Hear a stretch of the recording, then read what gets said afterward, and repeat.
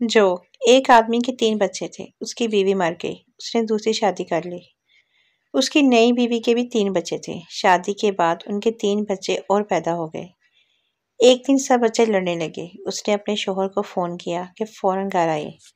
اس نے پوچھا کیا ہو گیا ہے جو اتنی ایمرجنسی ہو گئی ہے؟ اس نے جواب دیا آپ کے بچے اور میرے بچے ہمارے بچوں سے لڑ رہے ہیں۔ جو شادی کی رات سردار دلہا اپنی دلہن سے اگر اجازت ہو تو تمہیں پیار کر لوں؟ سردار نے شرماتے ہوئے ہم نے تو کبھی غیروں کو منع نہیں کیا، آپ تو پھر اپنے ہو۔ سردار خوش ہو کر جوندی رو صدا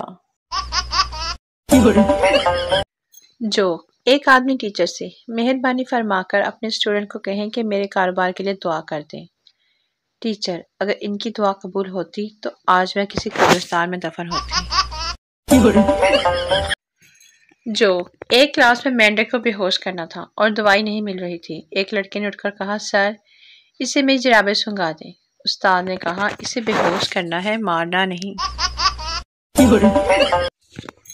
ایک بچے کے ابو کی ٹانگ لکڑی کی تھی، اس نے ڈاکٹر کو بتایا کہ اس کے ابو کی لکڑی کی ٹانگ ٹوٹ گئی ہے، اسے نئی ٹانگ دے دی جائے۔ خیراتی ہسپتال کے ڈاکٹر نے اسے سائز کے مطابق لکڑی کی ٹانگ دے دی۔ دوسرے ہفتے وہ بچہ ڈاکٹر کے پاس آیا اور بتایا کہ اس کے ابو سے وہ ٹانگ بھی ٹوٹ گئی ہے۔ ڈاکٹر نے پھر سے نئی ٹانگ دے دی۔ تیسرے ہفتے بھی بچے نے وہی ڈرامہ کیا اور تیسری ٹانگ لے گیا۔ جب چوتھی بار وہ ڈاکٹر کے پاس پہنچا تو ڈاکٹر نے حیرانی سے پوچھا تم اپنے ابو کے لیے چوتھی ٹانگ لے کر جا رہے ہو، وہ کرتے کیا ہیں؟ بچے نے مسکراتے ہوئے جواب دیا وہ ڈائننگ ٹیبل بنا رہے ہیں۔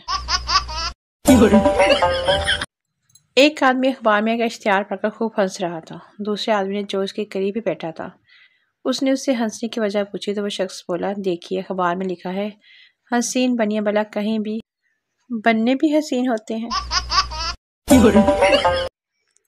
دو دوست آپس میں لڑ رہے تھے، پہلا بولا تم زیادہ بیوقوف ہو، دوسرے نے کہا تم زیادہ بیوقوف ہو۔ فیصلہ ہوا کہ مقابلہ کر لیتے ہیں۔ دونوں الیکشن میں کھڑے ہو گئے۔ الیکشن کے بعد دونوں کی ملاقات ہوئی۔ پہلے نے کہا مبارک ہو تم جیت گئے، دوسرے نے جواب دیا مجھے تمہارے ہارنے کا بڑا دکھ ہوا ہے۔